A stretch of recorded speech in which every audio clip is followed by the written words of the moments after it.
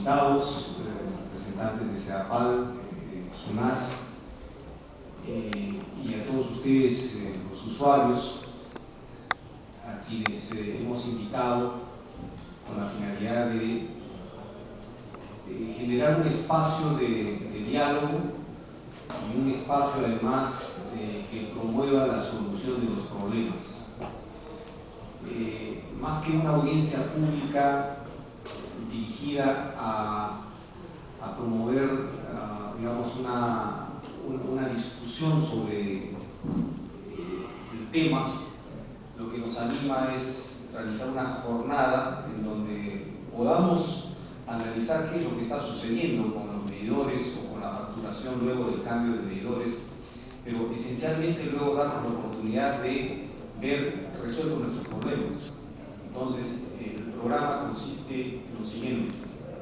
vamos a hacer una presentación tanto de CEDAPAL como de SUNAS respecto de cuáles son los motivos que pueden estar originando, digamos, que con este cambio de medidores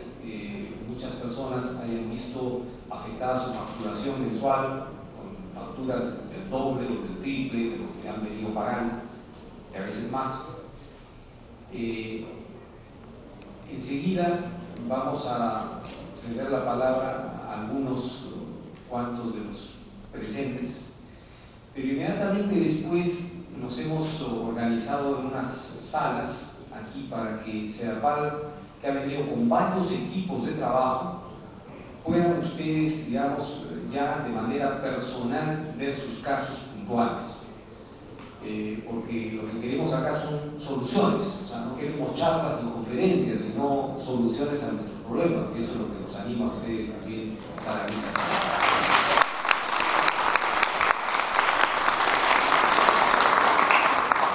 Hemos tenido